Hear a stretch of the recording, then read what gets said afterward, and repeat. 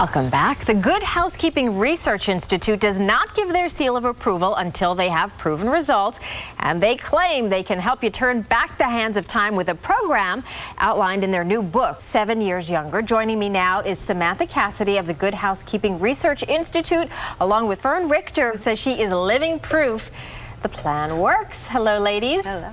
All right, so we were discussing a little bit of this before we came back on, and I love this. You're sort of the test panelist, yes, right? Okay. In the book. Okay, so there's a book, gives you tips on how to be. Well, let's start with that. What are some of the areas that you go into in the book? You know, there are 7 key areas. So we have skin care, we have hair care, we have makeup tips, we have information on brain health, on de-stressing, there's fitness, and then there's strategic nutrition. Okay, and then there was the before Fern and the after Fern. You were telling me what the before process was like, and I found this really fascinating. We went through, in the Good Housekeeping Research Institute, they tested the elasticity of our skin. They did a test about how many wrinkles we had, even though you can't even see them, they're underneath. And so starting the skincare regimen was a lot more than I had been doing for my skin. So it was probably the toughest thing I did, but the best thing I did. I went from 12 wrinkles to 5. That's great. And so this is part of what the Research Institute does in general. You kind of test all the things that you end up recommending or talking about in the magazine. That's right. So in the product, we name names. In the book, we name names. In 7 Years Younger, we name names of the product. So anything that Fern's talking about can be looked up in the book. And everything has been tested to be proven to work. So many products out there make anti-aging claims. And, you know, it doesn't matter how much they cost. Some of them are very budget friendly. Some of them are a little more expensive. But cost was not a factor in what was effective. But we were able to prove in the Research Institute what works and what doesn't, and then we pass that information on in 7 Years Younger. Well, you know, if someone offers to give you a makeover, basically, you're like, I'm there, great. Absolutely. But when they said, we want to test your wrinkles, was that a little off-putting? No, it was fine. You have to know where you start. I think that the measuring and the weighing was probably more anxiety-producing, but if you don't know where you're coming from, you don't know where you're getting to. So it was all in looking forward and getting it all done. Okay, so which part did you find the most effective of the program? Well, I said the skincare. The other thing was the breakfasts of the program were so filling and satisfying that I don't think I ate lunch before 1 o'clock, and then had my lunch, and then sometimes I was hungry for dinner, sometimes I wasn't. Maybe I'd have a snack for dinner instead of cooking the whole dinner.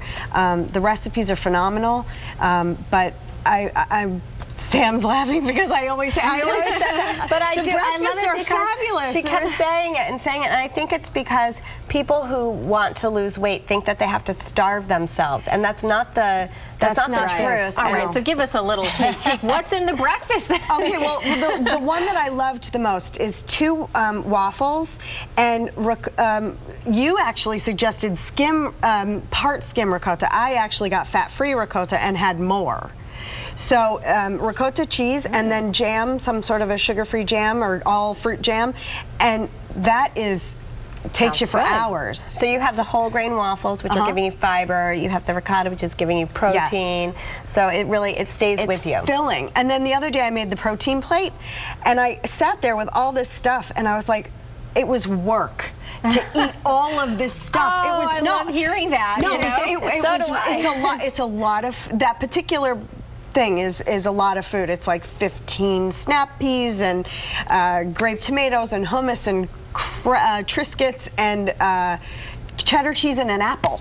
I mean, when you put it out, it's a lot of food. You know, I think as people diet, they need to be able to feel satisfied. That is really what is going to help with successful weight loss. That's the big difference. Is you want to be able to. Anybody can take a finite amount of time and say, I can do this, and then it ends. And then where does that get you?